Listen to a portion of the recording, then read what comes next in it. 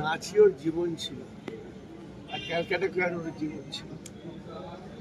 কেন এত আমাদের ভালোবাসতো আমরা জানি না, সত্যি জানি না।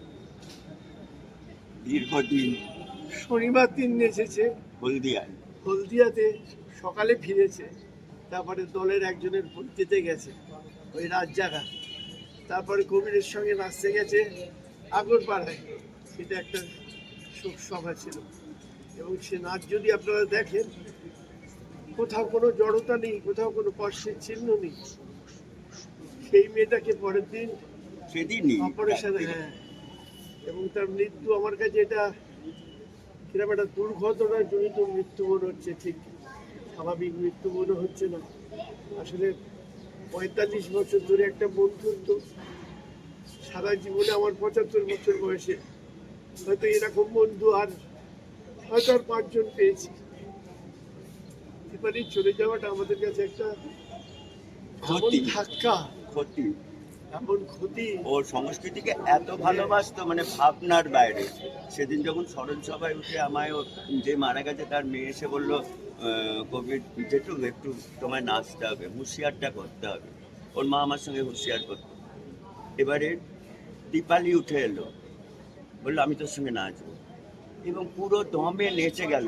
চলে যাবে বলে বদমাইশি করেছে আমার সঙ্গে।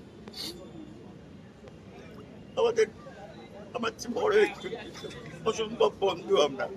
এই আগের সপ্তাহে আমায় হঠাৎ এসে হাতে কিছু টাকা দিতে হচ্ছে। কেন বলছে, তোকে এবার জন্মদিনে গিফট করা হয়নি, ভুলে গেছিলাম রে, তুই এটা নিয়ে তোর মতো ইচ্ছে মতো কিনে নিবি। মানে এইরকম আমাদের একটা সম্পর্ক ছিল।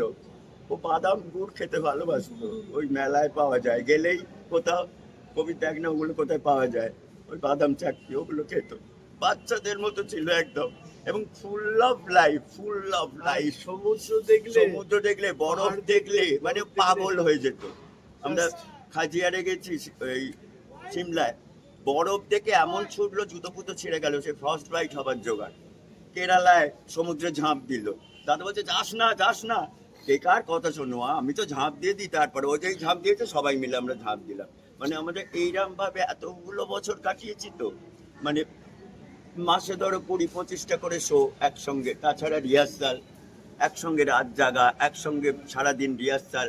এই লাস্ট যে আমাদের আইটেম চলছে জমপুরি জমজমাট, তারও সেটাই হলো ওখানে, তারও সেই সারাদিন রিহার্সাল, ওর কোনো ক্লান্তি নেই, কিন্তু সকাল 11টা থেকে রাত 9টা টোটাল রিহার্সাল দিয়ে চলেছে। ওখানে একটা ঠাকুমার রোল করছে, এবং সবচেয়ে মজার কথা, হয়তো ওর শেষ শো এটা ছিল জানি না, সেদিন ওর হঠাৎই দেখতে আমায় বলছে, ববির দেখতো আমার ড্রেস আর উইকটা পাচ্ছি না।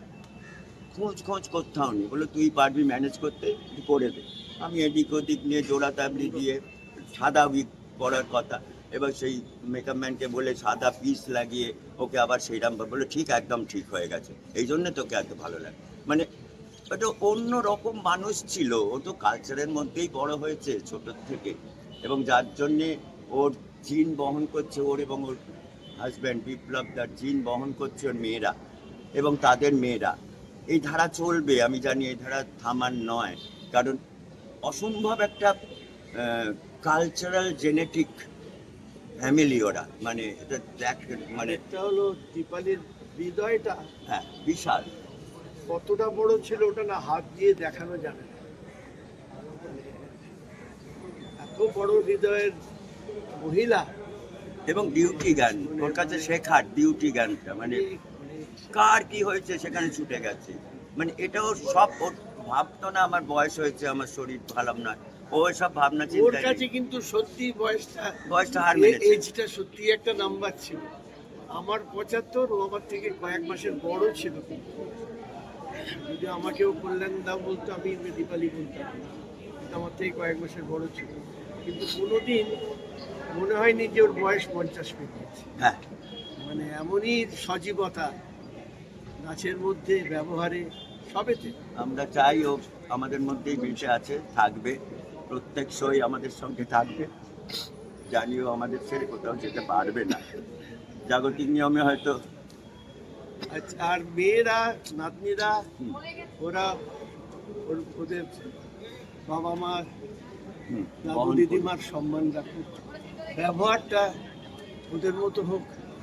শিল্পী অনেকে হয়, কিন্তু মানুষ শিল্পী তো কম পাওয়া যায়। ও ছিল একজন প্রকৃত মানুষ শিল্পী, এটা হলো সবচেয়ে বড় কথা।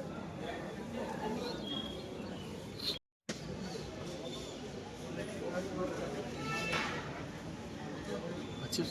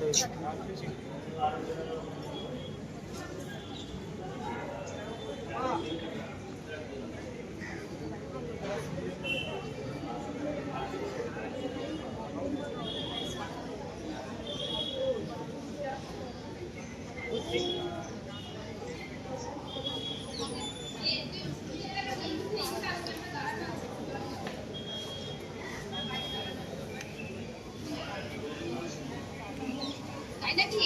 ও ঠিক আছে ঠিক আছে। হ্যাঁ বলো মনিমা। কোথায় যাবো? ও মিনি কোনটা?